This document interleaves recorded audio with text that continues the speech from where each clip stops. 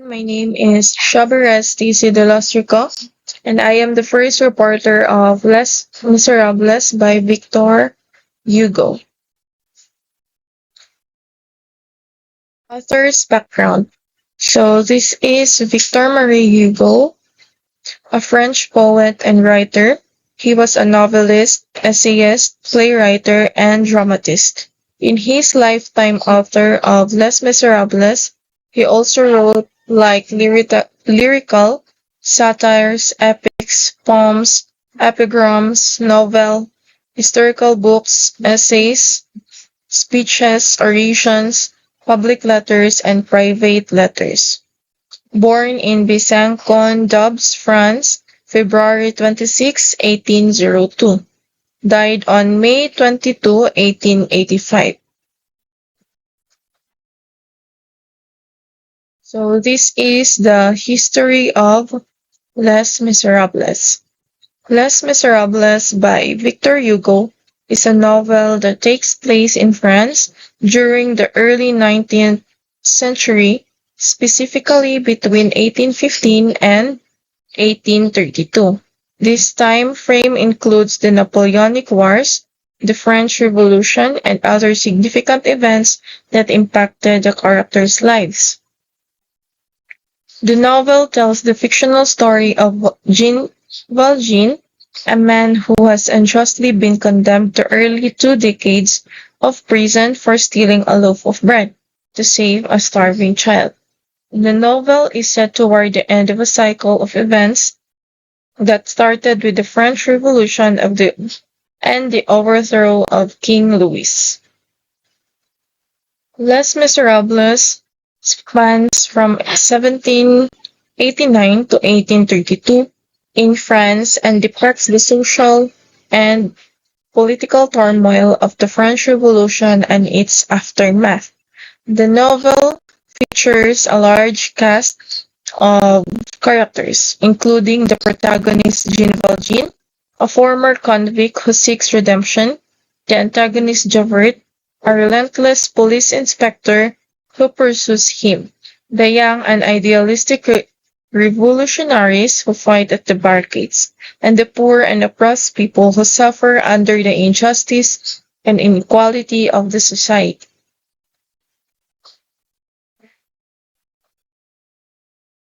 So this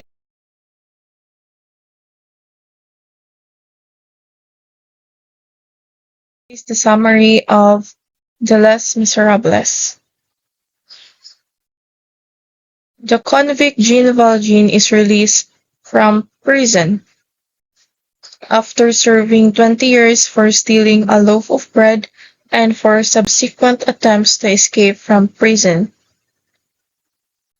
So Jean Valjean was in prison because of the reason that he is being caught stealing a loaf of bread. So he was sentenced for 5 years, but he was imprisoned for 20 years because of his subsequent attempts to escape from prison.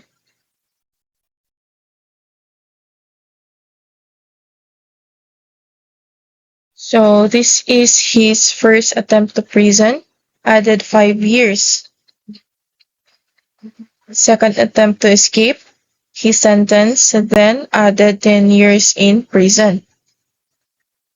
Third attempt to escape and he succeeded.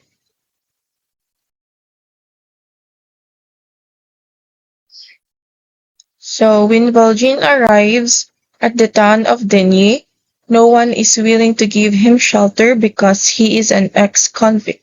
Desperate, Valjean knocks on the door of M. Marhiel, the kindly bishop of Denis.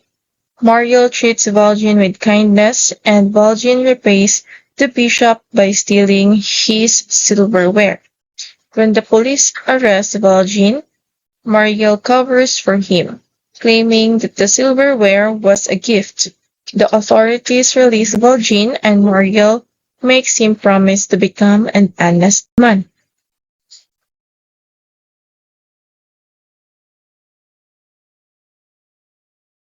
Eager to fulfill his promise, Valjean masks his identity and enters the town of Montreal-sur-Mer under the assumed name of Madeleine. Valjean invents an ingenious manufacturing process that brings the town prosperity. He eventually becomes the town's mayor for 5 years.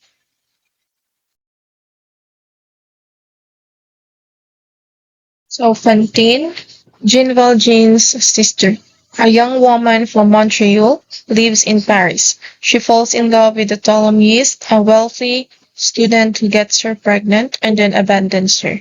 Fantine returns to her home village with her daughter Cosette.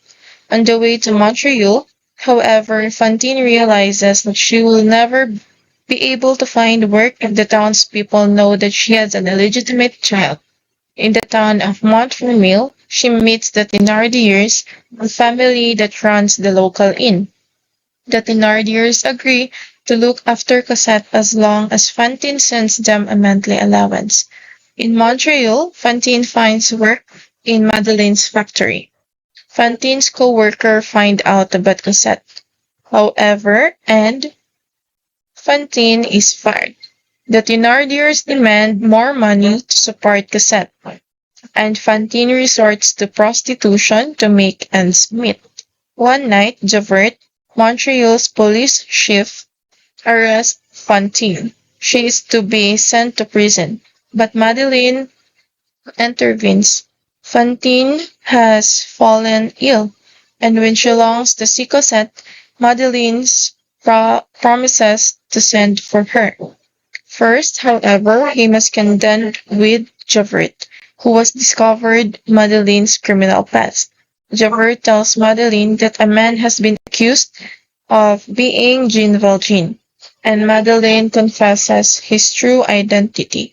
Javert shows up to arrest Valjean while Valjean is at Fantine's bedside, and Fantine dies from the shock. The Inn of Thénardiers. Valjean escapes from prison and heads to Montfermeil, where he is able to buy Cosette from the Thénardiers. The Thénardiers turn out to be a family of scoundrels who abuse Cosette while spoiling their own two daughters, Eponine and Azelma. Valjean and Cosette move to around down part of Paris. Javert discovers their hideout, however, and they are forced to flee. They find refuge in a convent, where Cosette attends school and Valjean works as a gardener. Marius Montmorency is a young man who lives with his wealthy grandfather, M. Gillenormand.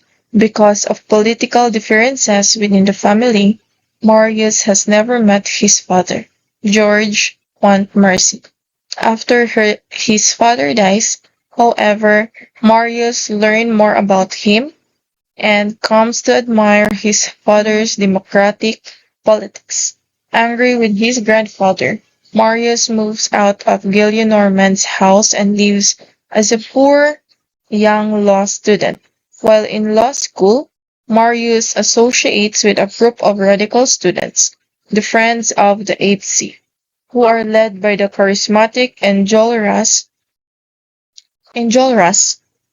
One day, Marius sees Cosette at a public park.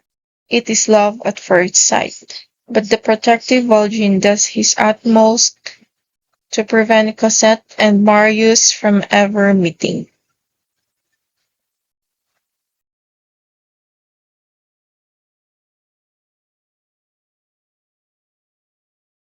So that ends my report, and Miss Remagine Mulas will continue. So I am the second reporter of the Les Miserables story. So in this picture, in the first picture, this is Cosette. Marius is finally able to make contact with Cosette, and the two declare their love for each other. Valjean, however, soon shatters their happiness. Worried that he will lose Cosette and unnerved by political unrest in the city. Valjean announces that he and Cosette are moving to England. So in the second picture, this is Marius. In desperation, Marius runs to his grandfather, M. Gillenormand, to ask for M. Gillenormand's permission to marry Cosette. Their meeting ends in a bitter argument. When Marius returns to Cosette, she and Valjean have disappeared. Heartbroken, Marius decides to join his radical student friends, who have started a political uprising. Armed with 2 pistols, Marius heads for the barricades. So Marius is the head of the barricades. So in the next picture, the uprising seems down, but Marius and his fellow students nonetheless stand their ground and vow to fight for freedom and democracy. So in the second picture, this is Javert, the police inspector. So the student discover Javert among the rocks and realizing that he is a spy, Enjolras ties him up. So in the third picture, this is Marius and Garabcho. So Marius quickly folds his letter to Cosette and orders a boy, Garabcho, to deliver it to Cosette. So si Marius iyang gisugo si Garabcho nga ipahatag ang letter. So in the next picture, Valjean manages to intercept the note and sets out to save the life of the man his daughter loves. So Valjean arrives at the barricade and volunteers to execute Javert. When alone with Javert, however, Valjean instead secretly lets him go free. As the army stormed the barricade, Valjean grabs the wounded Marius and flees through the sewers. When Valjean emerged hours later, Javert immediately arrests him. Valjean pleads with Javert to let him take the dying Marius to Marius' grandfather. Javert agrees. Javert feels torn between his duty to his profession and the debt he owes Valjean for saving his life. Ultimately, Javert lets Valjean go and throws himself into the river where he drowns. So in this picture, the marriage of Cosette and Marius. So Marius makes a full recovery and is reconciled with Gillenormand, who consents to Marius and Cosette's marriage. Their wedding is a happy one. So these are the key facts of the story entitled The Les Miserables or Miserables. The title Les Miserables translates to the miserable ones in English. The term miserables refers to the poor and downtrodden people of Paris during 19th century who were struggling with poverty, hunger, and social injustice. The novel explores the lives of these miserables, including the main character, Jean Valjean, a former prisoner who is trying to skip his past and start a new life. The title of the novel reflects Hugo's sympathy for the plight of the poor and his desire to shed light on their struggle and hardship. So the author of the story, Victor Hugo. Type of work, novel. Genre, epic novel, historical novel. Language, French. Time and place, written 1845 to 1862. Paris and the Channel Islands, English, possessions of the coast of France. Date of first publication, 1862, publisher, Pignar, Paris. And then next, narrator, an anonymous narrator. Point of view, the story is told from the perspective of an omniscient narrator who frequently addresses us. Narrator not only knows what the characters are thinking at all times, but also has a detailed grasp of contemporary politics and society. The tone tends to reflect the narrator's empathy with the characters. When describing broader trends in politics and society, the tone reflects Hugo's outspoken views on social reform. Tense past setting or time 1789 to 1832. Setting or place France, primarily the cities of Arras, Dind, Montreal-sur-Mer, Montfermeil, Paris, England. Then the protagonist is Jean Valjean. And then major conflict, Jean Valjean struggled to transform himself from a thief into an honest man. Over the years, he struggles to step ahead of a zealous police officer Javert and tries to rise his adopted daughter Cosette. Then rising action, Valjean's disclosure of his true identity at Matthew's trial, Valjean's rescue of Cosette from the Thénardiers, Marius' first sight of Cosette in the Luxembourg Gardens. The climax, Marius Valjean and Javert's dramatic interaction at the barricades. Pulling action, Marius and Cosette's wedding, Javert's suicide. Themes, the importance of love and compassion, social injustice in 19th century France, the long-term effects of the French Revolution to French society, then the motives, the plight of orphans, disguises, and Sojourn's resurrection. Symbols, Mariel's silver candlestick, snakes, insects, and birds. Foreshadowing the novel hints that Monsieur Madeleine is in fact Jean Valjean. So these are the characters of the story.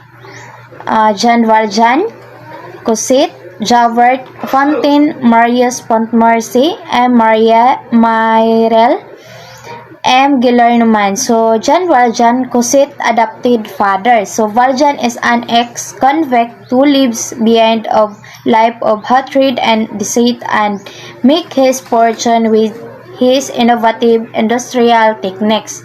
And then Cosette, Fantine's daughter who lives as Valjean's adopted daughter after her mother dies. Then Javert, a police inspector who strictly believes in law and order and will stop at nothing to enforce French harsh penal codes. Javert is incapable of compassion or pity and performs his work with such fashion that he takes on an nearly animal quality when he is on the chase. So Fantine, a working-class girl who leaves her hometown of Montreal-sur-Mer to seek her fortune in Paris. Marius Pontmercy, the son of Georges Pontmercy, a colonel in Napoleon's army. And then M. Moriel, the bishop of Digne. And then M. Gillenormand, Marius' 90-year-old maternal grandfather. So that's the end of the story about Les Miserables. Thank you.